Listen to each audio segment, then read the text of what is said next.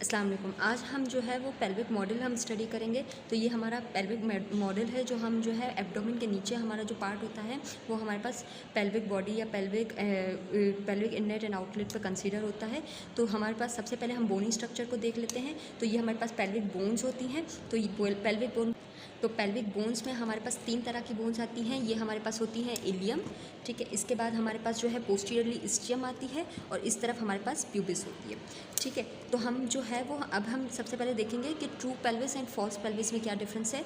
तो हमारे पास ये जो इलियम बोन है इसकी जो ये हमारे पास यहाँ से जो इलियम बोन जहाँ से एंड हो रही है यहाँ से हम इंटरक्रिस्टल लाइन ड्रॉ करते हैं, एक इमेजनरी लाइन ड्रॉ करते हैं जो कि किसके बीच में से क्रॉस कर रही होती है, हमारे पास L3 एंड L4 वर्टिब्रा के बीच में से क्रॉस कर रही होती है। तो L3 एंड L4 वर्टिब्रा के बीच में से क्रॉस करने के बाद नीचे क्या बचता है, हमारे पास L3 और L4 वर्टिब्रा बचता है और L5 वर्टिब्रा बचता है। ये जो L4 एंड L5 वाला पार्ट होता है ये हमारे पास बेसिकली होता है फॉल्स पेल्विस। क्यों? क्योंकि हमारे पास ट्रू पेल्विस की हमारे पास डेफिनेशन क्या कहती है कि उसकी जो बाउंड्रीज़ है उसमें हमारे पास सैक्रम भी आना चाहिए, कॉक्सीजल आना चाहिए, पेल्विक बोन्स आनी चाहिए। तो इस वजह से हमारे पास यहाँ पे क्या है L4 और L5 के जो है वो यहाँ पे हमारे पास सैक्रम और कॉक्सीजस नहीं बनता, सिर्फ हमारे पास बोनी स्ट्रक्चर थोड़ा बहुत आता है जिसकी वजह से ये फॉल्स पेल्विस कहलाता है। अब इसके नीचे से हमारे पास ट्रू पेल्विस स्टार्ट होता है। ये है this is called pelvic inlet. Pelvic inlet he basically pelvic brim होता है, ठीक है। अब जो है हमारे पास पेल्विक इनलेट ये होता है, पेल्विक इनलेट की बाउंड्रीज देख लेते हैं, ठीक है। ये जो है हमारे पास बेसिकली यहाँ से अगर आपको नज़र आ रहा हो, ठीक है, तो यहाँ पे हमारे पास होता है ये सैक्रम बोन होती है और नीचे कॉक्सीजस बोन होती है जो कि इस वक्त हमारे पास विजिबल नहीं है। इसका एक अलग से मैं आपको जो है बोनिंग स्ट्रक्चर भी दिखा दूँगी एंड में, ठीक है। ये हमारे पास जो है वो सैक्रम बोन है। अब सैक्रम बोन जो है वो हमारे पास जो है वो इसकी पोस्टीरियर बाउंड्री बनाती है।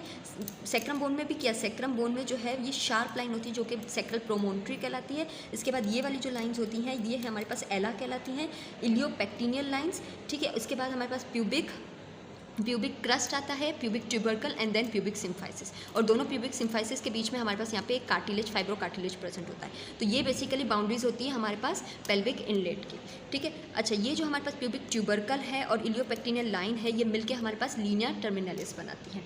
इसके अलावा ये पेल्विक इनलेट हो गया। पेल्विक आउटलेट, अब पेल्विक आउटलेट की बाउंड्रीज देख लेते हैं। तो सबसे पहले यहाँ पे जो है वो हमारे पास कुछ लिगामेंट्स प्रेजेंट नहीं है। तो सबसे पहले हमारे पास जो है वो पोस्टीरियरली क्या आता है, सैक्रम आता है, कॉक्सीजस आता है, ठीक है। तो कॉक्सीजस और उसके बाद हमारे पास कॉक्सीजस से दो इस तरह से, अगर मैं इस तरह से आपको दिखाऊं तो दो हमारे पास लिगामेंट जाते हैं। सैक्रो ट्यूबरस लिगामेंट क्योंकि वो सैक्रम से निकलकर स्टिल ट्यूबरोसिटी पे अटैच हो रहे हैं, और सैक्रो स्पाइनस लिगामेंट जो कि आपको यहाँ पे दिख रहा है, ये सैक्रम से निकलकर स्पाइन प्रोसेस पे जाके लग रहा है, ठीक है। तो ये जो दो लिगामेंट हैं ये भी हमारे पास पेल्विक आउटलेट की बाउंड्री बनाते हैं इस तरीके से।